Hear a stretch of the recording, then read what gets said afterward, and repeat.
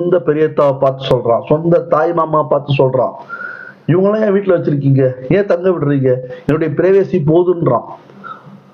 இந்த நிலைமைக்கு நம்முடைய பிள்ளைகள் வந்து விட்டார்கள். அதற்கு காரணம் இன்று நம்முடைய போதை, இன்டர்நெட் போதை, எலக்ட்ரானிக் மிஷினுக்கு அடிமைத்தனம். யார்ட்டையும் பேசுறது இல்லை. நாம் அவர்களுக்கு கல்வியை கொடுத்திருக்கின்றோம், படிப்பை கொடுத்திருக்கின்றோம், ஆனால் ஒழுக்கத்தை தரவில்லை என்பதுதான் நிதர்சனமான உண்மை, உண்மையான விஷயமாக இருக்கிறது என்று நாம் விளங்கிக் கொள்ள வேண்டும். முழுக்க முழுக்க இதற்காகவே தன்னுடைய நேரத்தை ஒதுக்கிட்டு இருக்கான்.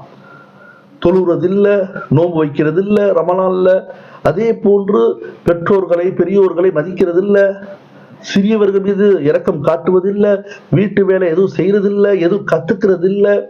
இப்படியே ஒரு கோமா ஸ்டேஜ்லயே இந்த குதிரை வந்து இந்த பக்கம் அந்த பக்கம் போயிடக்கூடாது கடிவாளம் கட்டுற மாதிரி அப்படியே போயிட்டு இருக்கான். செல்போனோடையே தன்னுடைய வாழ்க்கை அமைத்துக் கொள்கின்றான். ஒன்னு கமெண்ட் கொடுக்கிறது, இல்ல சாட்டிங்ல இருக்கிறது, அல்லது வாட்ஸ்அப்ல யார்கிட்ட பேசிட்டு இருக்கிறது, இல்ல ஸ்டேட்டஸ் வைக்கிறது, ஸ்டேட்டஸ் பார்க்கிறது, ஒன் பேஸ்புக்ல இருக்கிறது, தன்னுடைய பேச காட்டுறது, பேச காட்டாம இருக்கிறது. இதுதான் ஒரு பொழப்பாக நினைத்துக் கொண்டு வாழ்ந்து கொண்டிருக்கக்கூடிய ஒரு சமூகம் இன்று 2K கிட்ஸாக அழைக்கப்படுகின்ற ஒரு சமூகமாக மாறிடுச்சு. காரணம், இந்த சமூக